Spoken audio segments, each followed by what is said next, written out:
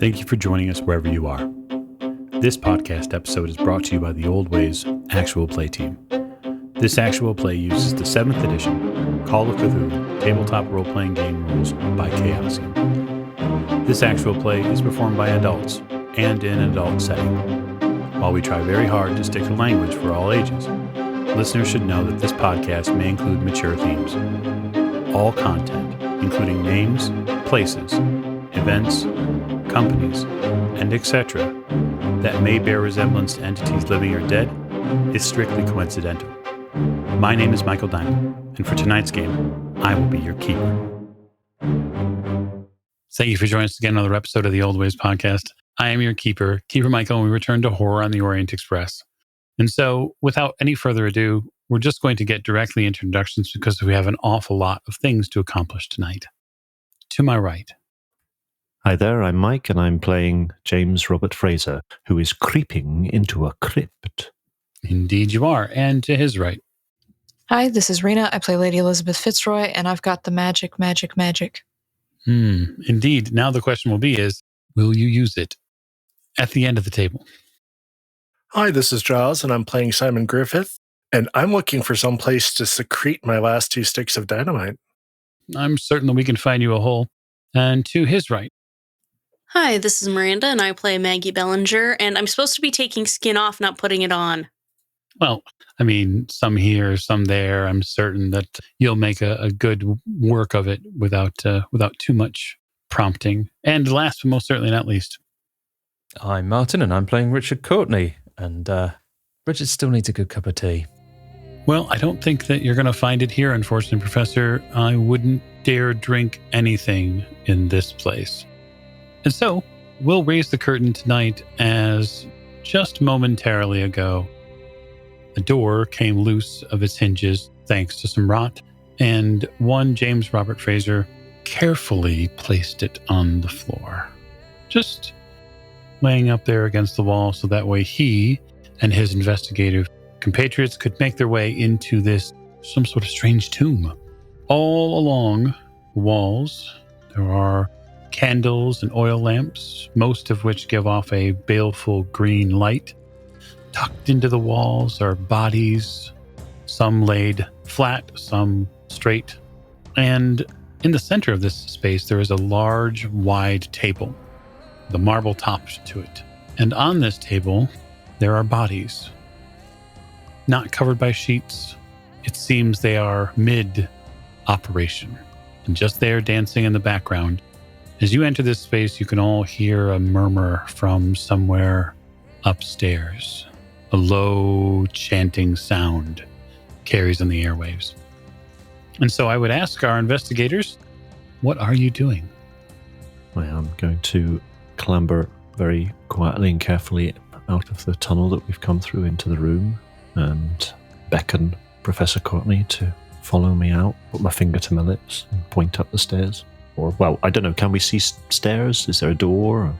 Yeah, so to give you a little bit of more of a explanation of the space itself, beyond this initial area, on the opposite side of the room, there does seem to be, well, I guess the best way to really explain it, it's not a door, it's a doorway, because there's no physical door there.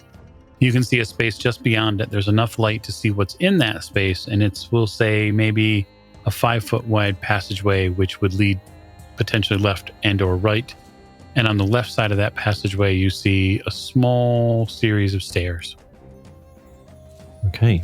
And I'm going to cautiously make my way around the room, avoiding this pile of bodies on a table in the center of the room. I don't really want to look at that too closely. The rest of our investigators, what say you? Richard will follow closely, probably stare at the flickering green light a little bit. Okay. He's curious as to why somebody would put candles in a crypt like this. That's a great question. Why would someone put candles in a crypt? The light here is rather enticing. It moves in a completely different pattern than the regular red flames that are here on some of the more corner candles. The green flame, anyway, does seem to burn almost in slow motion. And so, Professor, why don't you give me a POW roll? Because you're taking an awful long look at these candles. Richard has good POW. And makes a 28, which is, a hard success. Yep.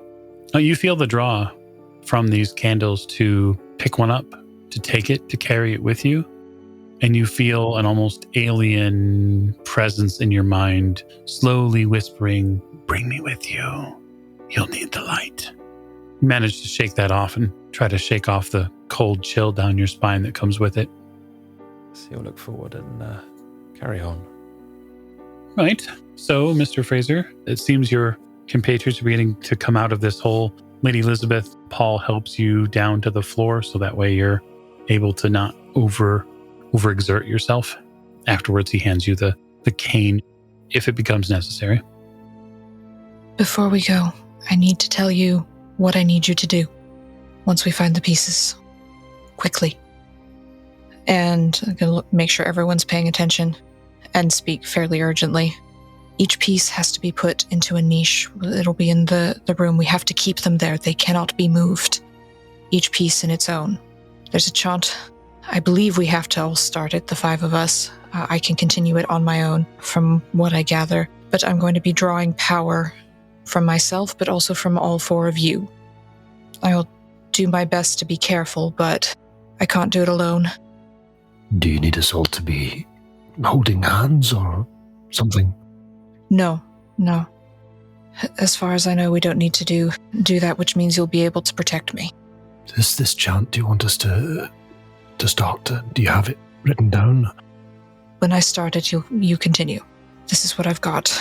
We can't, once it starts, we can't let it stop. We can't remove the pieces. It'll take me a few minutes. You have to keep the pieces where they belong, and you can't let me stop.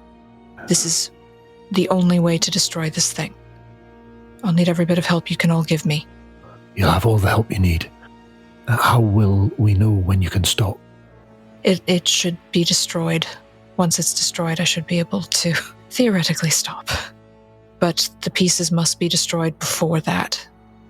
Do you need us to do anything to the pieces physically? They just need to be in their niches.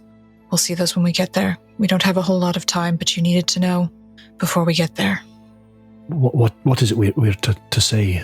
This chant is. You'll know when it starts. Mr. Griffith, Professor Paul, do you understand me? Paul looks a little curious. I think so.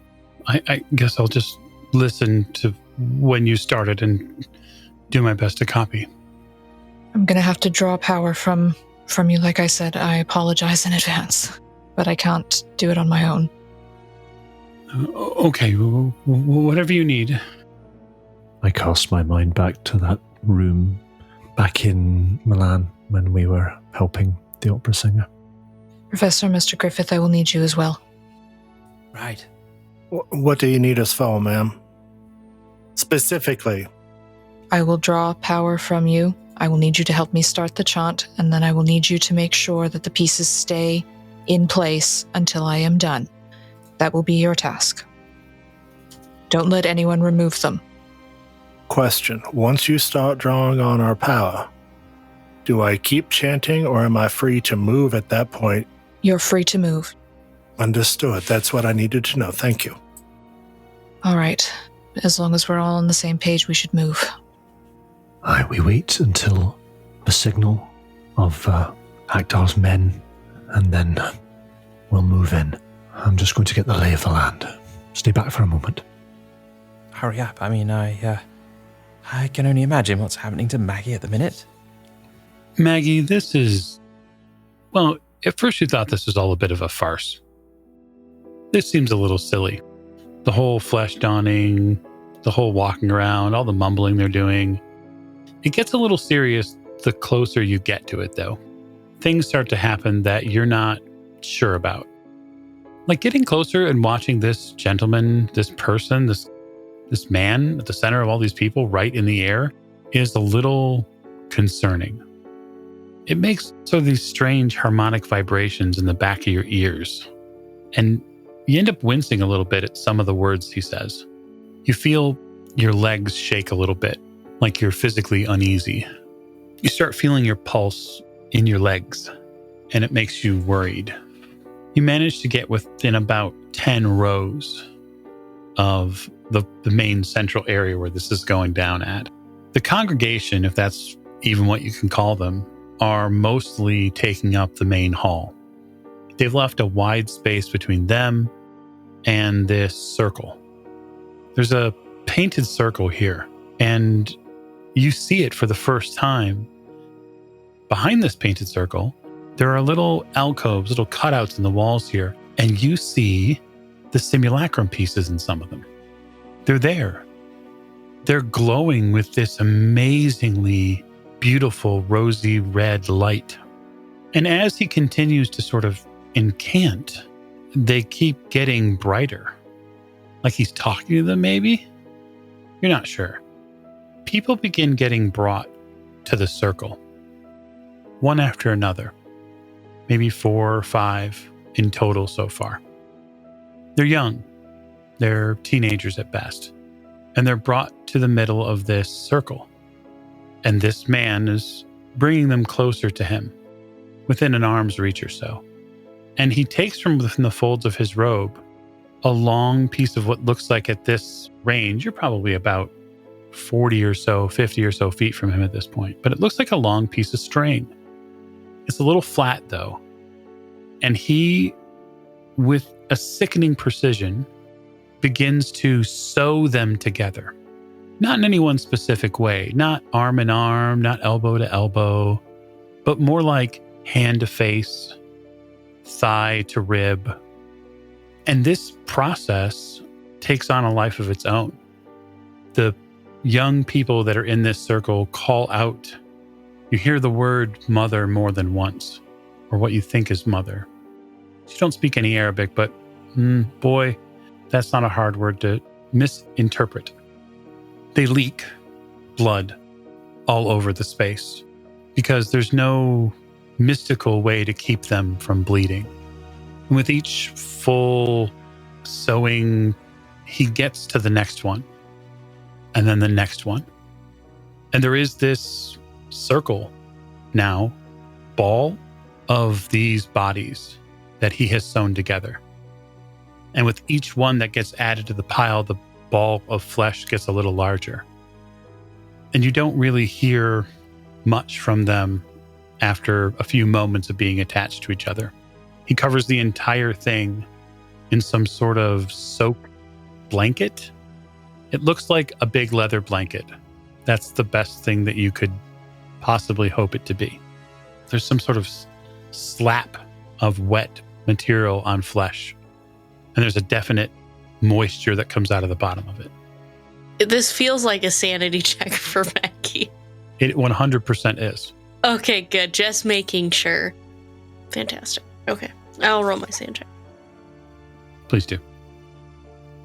That is a 72, which is a fail. It is absolutely a fail. Come on, big sand loss. All right, Miss Bellinger, you're going to lose 6 points of sanity today. You're going to make an intelligence roll for me. Int check.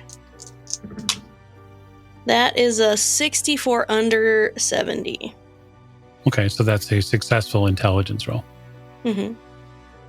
And as we all know, if there's one roll that you want to fail, it's this one. But somehow I think that you don't want to fail this one. Well,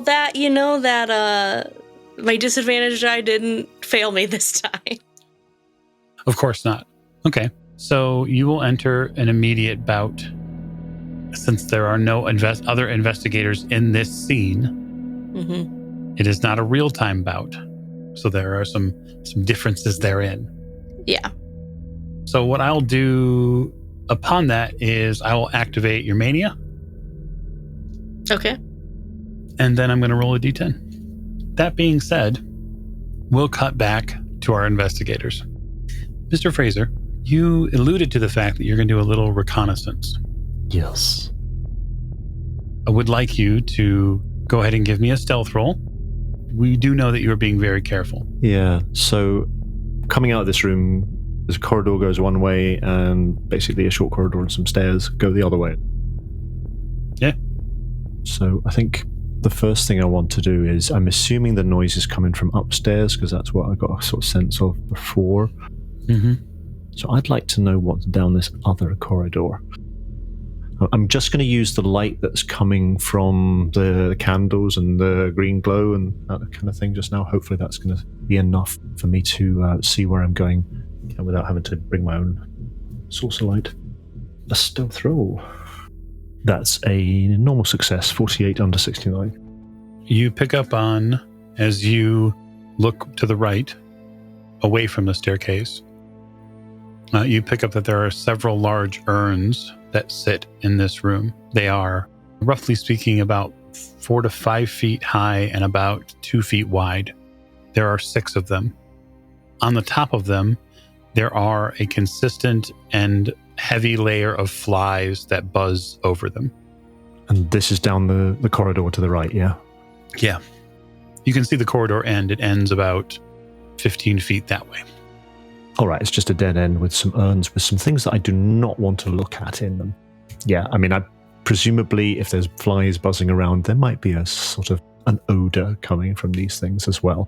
I'm going to turn my attention to the stairs, see how far they go up and what's at the top of them. Looks like 5 or 6 stairs. And then beyond that, you see a form, a humanoid form, standing, looks like with its back to you. It seems to be facing whatever's in front of it. Just barely creeping up the stairs, you can probably get your eyes just above the top stair long enough anyway, to see that there's a curtain, and then there's an awful lot of noise, that same sort of chanting coming from beyond that curtain.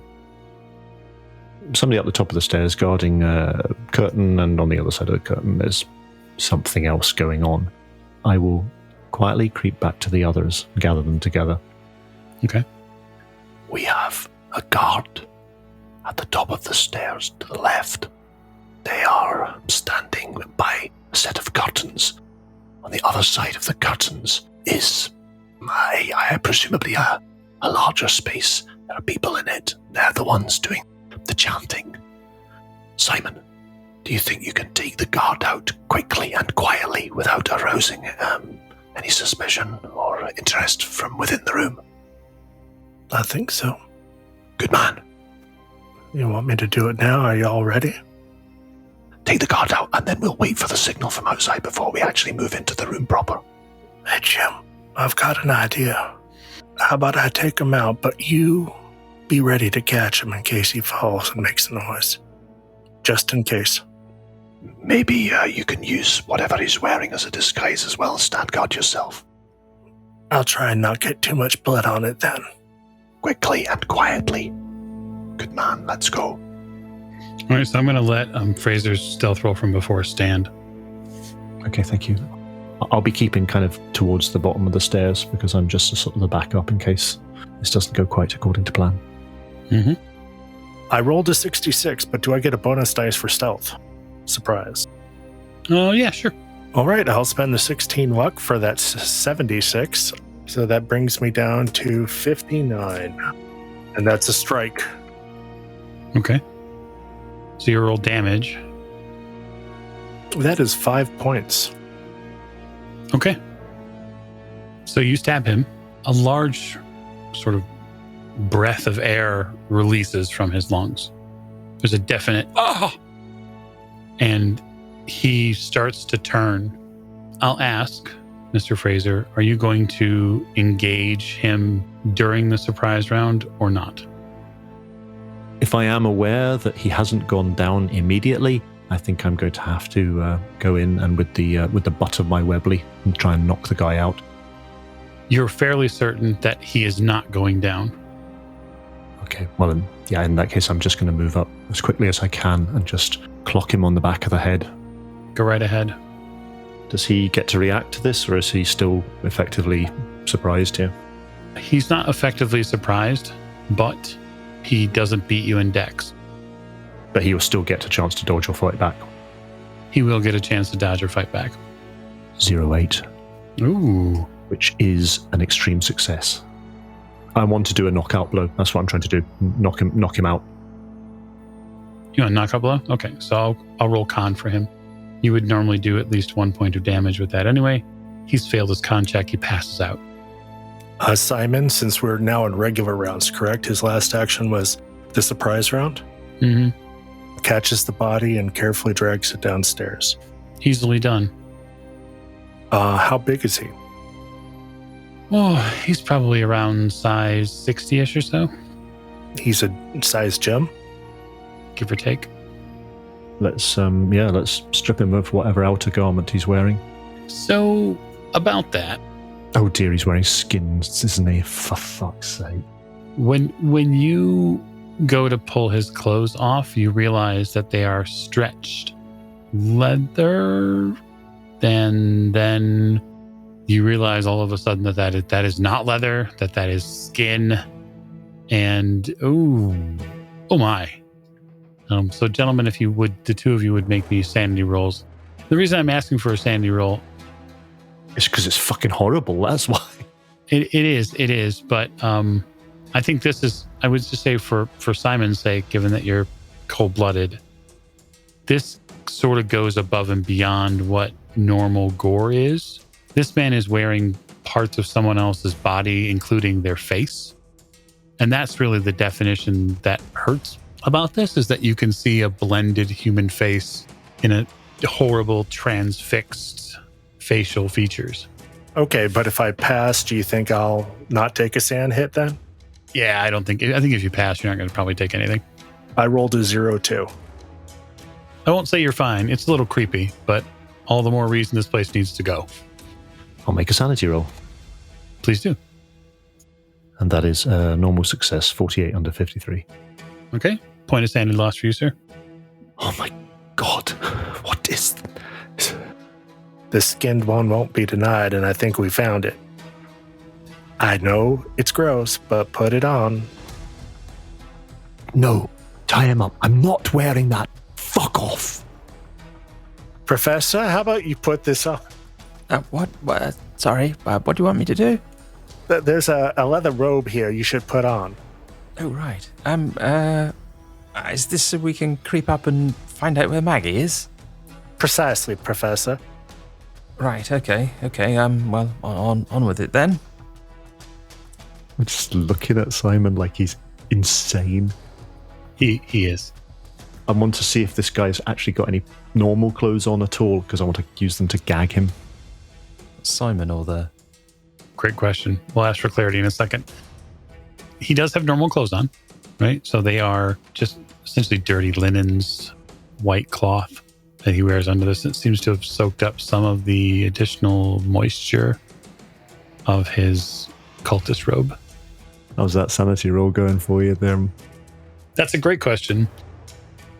Has Richard worked out what it is, or is he sort of blindly ignorant and just thinks the guy's probably got a bit of a body odor problem and he's just a bit sweaty, bit of a hard day? Oh, 56, which is a bit of a fail. Oh, good. Something like that. You lose 1 point of sanity in this regard. I look at Jim and I go, he was wearing a dead person's skin. I think that's sufficient that he doesn't need to live. I just cut his throat. Simple and easy, although quite brutal. I just look away. Just do not respond to that. Richard now looks uneasy in his new robe. That was grounds for being killed. You do. Paul sort of puts his arms out at his side and says, "This is all awful. Can we please just move along?" We make our way up the stairs, and then we wait for the signal, and then we move. The leader, what's his name? Magrat. That is our target. We must eliminate him. Remember, we have a job to do here. The simulacrum must be destroyed. Whatever we do cannot interfere with that. So the group creeps up the stairs. There is a curtain that separates the space here, which appears to be almost like a small preparation room. There are small tables that are laid out here where there's an array of knives and other stainless steel objects. They look like they're made to perhaps remove organs. You can hear the chanting. It's reached a fever pitch outside. So we're in a little kind of antechamber, and there's a curtain on our way in. Is it a curtained way into the larger chamber, or is there a door there? Or? It looks like there's just a curtain, to be perfectly honest with you. It appears this curtain really isn't all that resplendent by any means, right? It's a bit rotted. You can see through tiny little holes in it. And if viewing the space beyond it, you see the main floor of the mosque, which is filled with similarly dressed cultists. Fraser is wishing that he'd brought his rifle with him. He didn't think he would have an opportunity to use it in what he anticipated to be a kind of smaller, more enclosed space, but this would seem like the perfect opportunity. So he's going to go up to that curtain and very carefully try and peer through like a gap between the curtain and the wall, or the curtain, two parts of curtain, just to see if he can see, well, anything other than just a group of people, anything like the pieces of the simulacrum, this guy that seems to be in charge.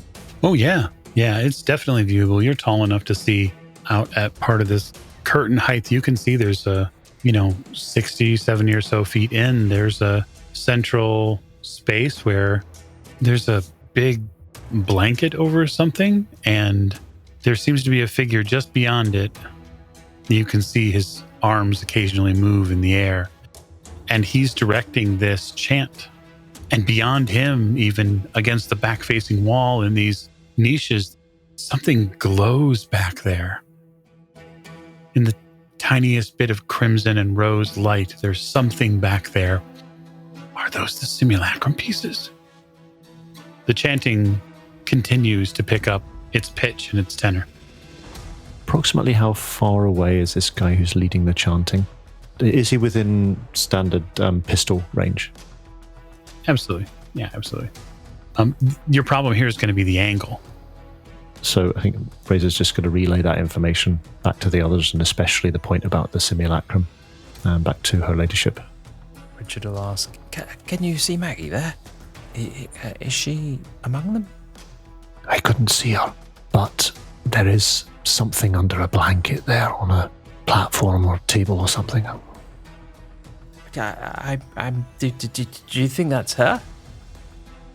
Be quiet. We wait for the signal. We have men causing a distraction. But they need to hurry up about it, or I'm going to cause a distraction. You wittering on will not speed them up any. Keep your mouth shut and your eyes and ears open. Richard gives you an evil glare. You hear from outside the space a gunshot. And immediately after that gunshot, a voice rises on the air, rises all the way to the top of the pitch range. And the voice says, "How dare you try to usurp me, the goddess Maggie Bellinger?" And so, we're going to have a bit of initiative now. Given where Miss Bellinger is in the initiative chart normally, I would like to know from you, Miranda, what will Maggie be doing? Maggie wants to, I don't know what he's doing to these people. It's obviously part of some way of him getting power. I want to begin ripping these sewed together people apart. Okay, you'll have to get to them. Tearing them. Yeah, no, Maggie's going to rush forward and try to just no care in the world to it being gentle, just absolutely ripping them apart where they've been sewn together. Okay. So the next person in initiative normally would be Simon. So because I'd like to get an idea of what everyone's going to be doing, Simon, what is your plan on your initiative phase? Where is this Maggie voice coming from? Somewhere beyond in the other room, beyond the curtain. Simon just looks at Jim and, what now? Move. All right. Simon steps outside of the curtain. Or he will be, yes. Wonderful. You go on, what, 80? Yes. Very famously, we know that Lady Elisabeth will go on 64 for unknown reasons. But please share with us, what will you be doing? If they're going to rip the curtain open, if they do that, then I'm going to step through and start chanting. Wonderful. I believe that they will be doing that. The reason why I'm getting an idea of this is because I would like to know what people are planning on doing before we enact it. So, Professor. I think Richard is going to run through with his new toy and start shooting at whatever seems to be, I'm going to say, either in Maggie's way or, I mean, he doesn't know what he's going to see yet. So, yeah, but basically, if this chanting guy is giving her his full attention, it'll be him. If she's going for this sort of ball of people and no one seems to be stopping her, he'll probably just start shooting the ball of people. Yeah, so strictly speaking, the ball of people is not technically a ball of people to anybody else except Maggie. So nobody knows it's a ball of people except the goddess Maggie. Doesn't matter to Richard. If that's the only thing that seems to be causing Maggie a problem, that's what he'll shoot. Wonderful. So the gunfire, as we get this big ball of wax started, the gunfire starts from outside. So it would be something that you would not see, Miss Bellinger, because you're very one channel focused at this point. But for the rest of our immediate investigators, right, who are bursting into the room, what you're going to notice is gunfire and cultists who are in this main space start dropping over. There is a roar of gunfire from multiple weapons that begin raining through this space. So Maggie, you're going to use your full movement on round 1 to attempt to close some of the distance. Okay. That is your entire movement. Simon, you enter the space. You'll actually go before Mr. Fraser, so you would be the first one through the breach. Can I pick out the loud Miss Maggie voice? Oh yeah, 100%. Can I shoot around the loud Miss Maggie voice? You can, yeah. There's more than enough bodies in your way. I mean, keep in mind the room as of current has about 60 cultists in it. So if you're attempting to hit the person at the center of this circle, you're going to be at disadvantage because they have cover. This is Simon not hitting Maggie, but just mowing through a chunk of the rest of the cultists. Okay. Yeah, no, certainly. I don't want to say it's like shooting fish in a barrel, but their backs are all to you and there are a wide line of them. So you would be well within easy shooting range to begin firing on them. Point blank? Yeah, I think some of them would be point blank, certainly. With the bonus die for point blank, that is a 14. Roll damage. And that's what, 46? What are you rolling? Thompson. Yeah, so the way to do this in this instance would be to roll first, roll the weapon's lethality. So a Thompson has a lethality of 10%. Can I spend luck on that? Certainly. Okay, I will spend the 4 luck to drop that to a 10%. Okay, very good. Roll me 46. This is how we'll do it in this regard. You have a drum on that. The drum holds 50 rounds. Mm-hmm. Per round, you can potentially use up to 10 of those rounds. You have basically 5 pulls on this before it is completely exhausted. So the lethality has gone off. So what I will say is I would like you to roll a D10 and you'll see what I do here with it. We'll talk about why these are lethal and why they aren't. 6. Okay, so 6 people die instantly this round. You will do, for every lethality rating of 10% or more, you'll do a D6 to all of the rest of them. 3 points. We're going to begin our list of cultists versus how many are here versus how many are gone.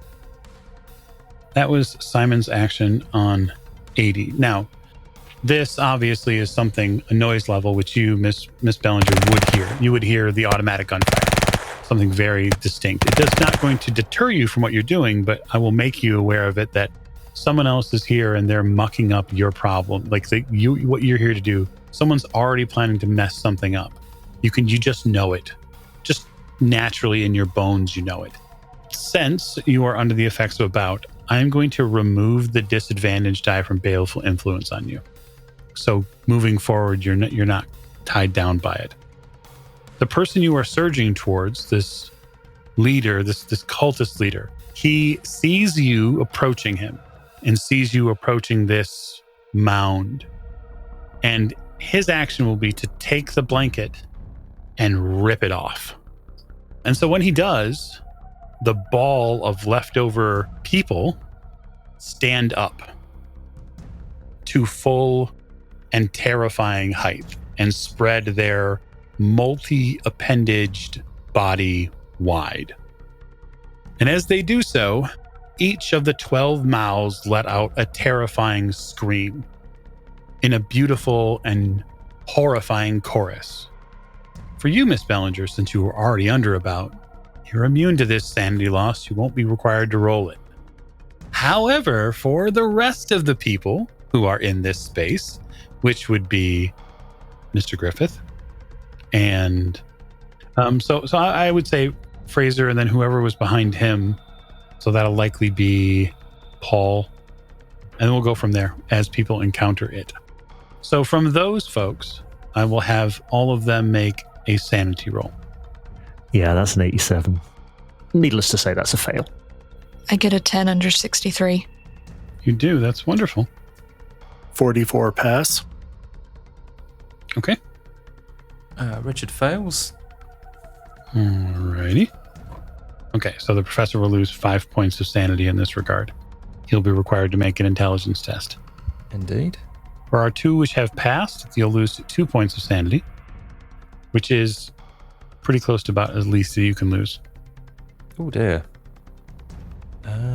Yeah, that's an extreme success. That's an 11. You are very, very smart, Professor. He is. So I will luckily be able to give you a bout of madness in real time. And let's see what we get. But I will have you roll a d10. 3. All right.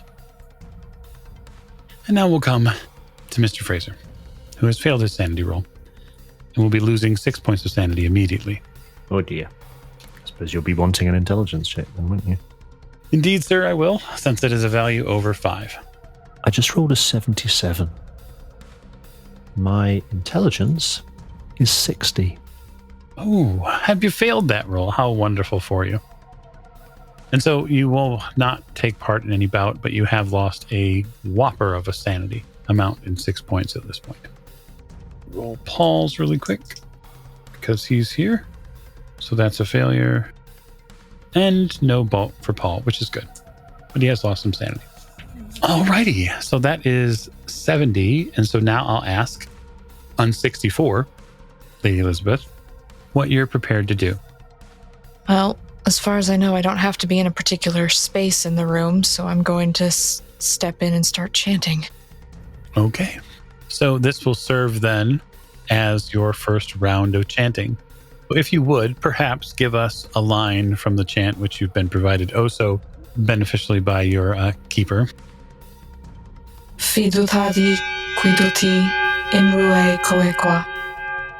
The chant begins. Miss Bellinger, you don't know what it is, but as you knife through these people, as you plunge ever so closer to this creature, all of your body parts begin to heat up. Each and every one of them. You can see, just as you move through and react to your skin becoming flush, you can see that your normally somewhat pale skin is beginning to see, you're beginning to see veins in your arms again. And these veins are blackening. All right. That'll bring us to Fraser on 60. Okay, so Fraser has just got a horrific shock seeing this thing, this abomination rise up and start screaming. His plan was to take some cover and get a bead on the leader of this group and attempt to carefully and precisely eliminate him. That plan is out the window. He has also completely forgotten in this moment that he's supposed to start chanting. And he just walks forward with his arm outstretched, swiftly and determinedly, and fires 3 shots into this thing. Wonderful. So go ahead and give me your ranged rolls. First shot is a normal hit. Second shot is a miss. Third shot is also a miss. And I'm using my Webley, which I believe is a D10 plus 2. Yep. Just 4 points of damage into this horror. You fire multiple times, and you get a sickening chorus of screams and retort. All right, so that'll be Paul's action. So Paul will step beside you, Lady Elisabeth, and he will put his hand on your shoulder and make a power roll. He whispers in your ear, and you can barely hear it over all of the other sort of cacophony of sound events going on, that he's here with you, and take from him as much as you might need. And then the professor, who goes on 50. So Richard is observing this situation, and he's absolutely horrified by what he's seeing. And as far as he's concerned, Maggie's not in a good way at the minute, and she's clearly being set upon by this horror that's just scared the willies out of him. So Richard is going to pop his because he knows how he can sort this out. So he's going to pop his device on with the black and the nice new lens that enables it to do things. And he's going to try and sort of pull this thing away from Maggie and towards him. Willing it towards him by sheer will of force, or force of will even. Yes, that's what he's going to try. Now, whether it works or not, whether this is completely barking is another matter, but this is precisely what he wants to do. Interesting. Yeah, I think that's a terrible plan. I can't wait to see you try it. Yeah, I'm looking forward to seeing how this goes. Wonderful. A pyro? Yeah, absolutely. Go ahead and make a power roll. Oh, so that's 14. That is an extreme success. Fantastic. So go ahead and roll a d6. 6. All right. Spend 6 magic points. You engage the lens, and you do so in a place that you suddenly wish you hadn't. So all of the lines of this building are off. All of them are at odd and discomforting angles to even look at. The creature itself is an amalgamation of red and blue and black lines that riddle its body. Internally, it's been woven together by powerful mystical forces. And you do what you feel is right, which is you call attention to yourself. You know that this creature seemingly is in Maggie's way and will likely pulverize her if given the opportunity. And so you reach out with your hand, and as you've done previously on the train, attempt to physically alter something on this creature. And in doing so, you draw its attention to you. The body facing clearly turns. The sides of it whip around, and each one of the faces that adorn its upper area open their mouths and extend long, sharp tongues. And they begin plucking at the cultists in front of them like an able gardener would weed a garden, popping heads as it gets closer. Correct me if I'm wrong. Simon, Fraser, the professor, Paul, all willing participants in this act, yes? Said that they would assist, verbally said. Yes. Okay, very good. I think Richard's probably got other things on his mind at the minute. I think he probably does, but I think you said that you were part of this whole thing beforehand. Yeah. So from all of you, I'm going to deduct 3 points of magic. And that's the professor's action. Miss Bellinger, at the top of the second round, you arrive. Oh, good. So yeah, what are you doing? Oh, I'm at the monster now? Yeah, you're going to arrive at the monster. As previously stated, Maggie would like to grab at its flesh, and wherever these stitched lines are, begin ripping it apart. Like with your bare hands? Yeah, in a good close melee distance. Just right up close and personal with it. I love that idea for you.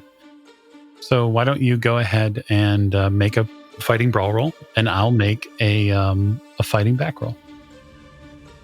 I passed. Did you know? 25 under 47. Well, you see, this creature has something called build. And so it's going to get a certain number of advantages in physical combat. It snatches you out of the air. Like when you run up on it to pull at the stitches, hands and a broken but yet still workable foot grab you about the midsection. It will only do 1d2 points of damage to you. And then it pulls you, the tongue pulls you closer to the body. It reels you in. And suddenly the peripheral of your vision is covered in flesh as many tongues begin grappling you. And so you're officially grappled by tongues. Oh, good. So, Simon, on 80, you see Maggie. Oh, there she is. If I were to shoot at this creature, is it big enough that I could avoid Miss Maggie? Certainly. I will swing the gun up and shoot. Okay. Well, that's an 89. It's an 89. I do not have the luck to spend that down. Sorry, Miss Maggie. Okay. You fire a whole bunch of bullets. Why don't you roll me percentile dice for lethality? 63. Okay. So nobody accidentally dies, but also nobody on purpose dies either. On the next action, you're the leader of this rabble, this cult, bathed in a red tinged, we'll just say leather, steps around his new pet and is able to whisper to you, Maggie, I want to thank you personally for bringing the pieces to me. You've endured so much, and so much more is to come. That's his action. That's all he does. On 64, Lady Elisabeth, you are now in your second round. What are you doing? I'm going to keep chanting. Are you now? Chanting is helpful. Yes, it's kind of what I'm supposed to be doing. Certainly. Could you give us a chant line, perhaps? Iprotako grahutuntia kuikwe. Wonderful. We do like a good chant in these final moments, of course. All right, let's see here. Miss Bellinger, I need you to make me a hard constitution roll. All right. I can certainly attempt. Oh, so my constitution is 45. Mm-hmm. And I rolled an 86. Did you now? I did. All right. I'm going to spend a hand of fate, and I'm going to make that a success. Across your body, you feel like somebody is taking their fingertip, and they're slowly touching you in circular motions all over. Every inch, really. For those of you who can see the main stage area, Miss Bellinger is now glowing with a series of strange symbols on her body. Richard, you above all see this happen. You have the perfect sight for something like this. And you see that this energy that's being pulled out of Maggie, whatever source of this incantation must be what's affecting her. And it looks like her entire body is now red from head to toe. And the symbols glow this white light. Letters, strange etchings, perhaps even mathematical symbols. So that is Lady Elisabeth's second action. So that will bring us round to Mr. Fraser on 60. Okay, I think at this point, Fraser kind of realizes that he's going off-piste and tries to focus in on wherever this leader guy is. And also he's going to start chanting. He's just going to copy what he's heard Lady Elisabeth say, and he's going to try and take a bead on this man that's standing beside Maggie, and he's going to take a single shot. Go for it. So I know there's others about, but does my BDI talent avoid the penalty die for that? It certainly does.